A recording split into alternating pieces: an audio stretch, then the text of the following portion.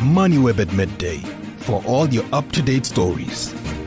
The tragic fire in Marshalltown in Johannesburg that claimed 77 lives, as well as the earlier gas leaks in Dekorta and Bree Streets, continue to raise concern over poor urban management, lack of law enforcement and inadequate governance within the Central Business District.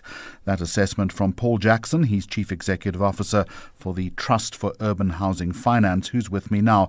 And Paul, conventional wisdom would suggest that the inner city is now either dead or a no-go zone at the very least. Is that an unfair assessment? No, I think it is an unfair assessment. I think if you track the inner city, TUHF's been around for 20 years. Since 2003, we've had phenomenal urban regeneration from the early 2000s. It's faltered, and it's faltered in the last, well, I guess it started faltering sort of around 2015, 2014 under Mayor Park's Tau. But it's faltered simply because urban management has progressively got worse and worse, and taxation by local government knows no bounds, and it's grown over the last 10 years by 300%, 3 times more than any of the other prices or incomes or anything like that. So we have a situation where we have urban management that is poor, that is failing, I guess, and it's typical urban management around really quite simple things like bylaw enforcement, like building control, which has led to this recent disaster.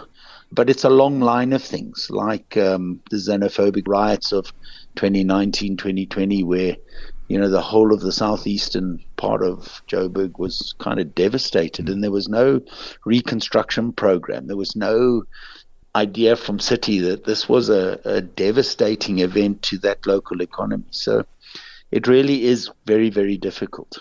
It is, and if the current trajectory continues, what happens? Well, then the inner city will become a dormitory for the poor. I think after sort of the fall of apartheid, the sort of early dawn of democracy, late 1990s, the inner city had de facto become a dormitory for the poor.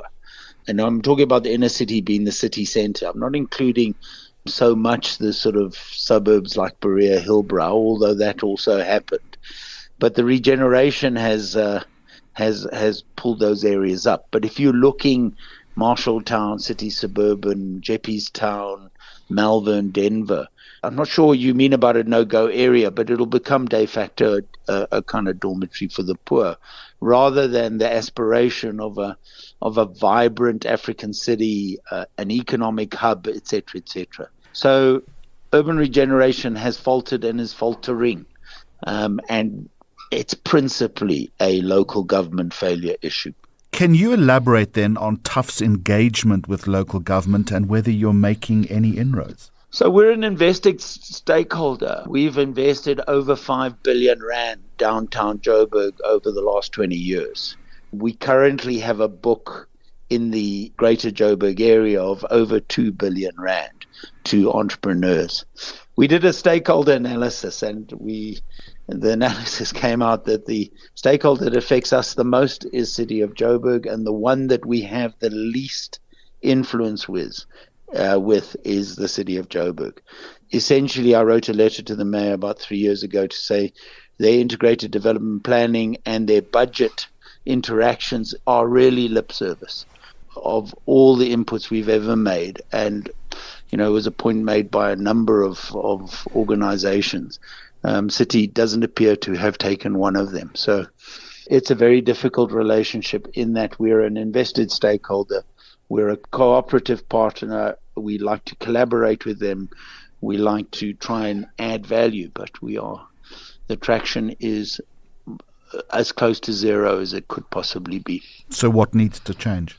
Well, we need a government that has a number of changes. One is that they are much more worried about the economy of Johannesburg. Inclusive growth, if that's an objective, is a microeconomic concept primarily.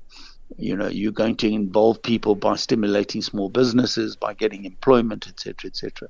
The second is they need to take invested stakeholders a lot more seriously. And then the third is they need to limit the rampant local government taxation through exorbitant increases in water, in refuse, in effluent charges, in rates that are well above inflation. I think the governor of the Reserve Bank made the point that they are now an inflationary component of our economy.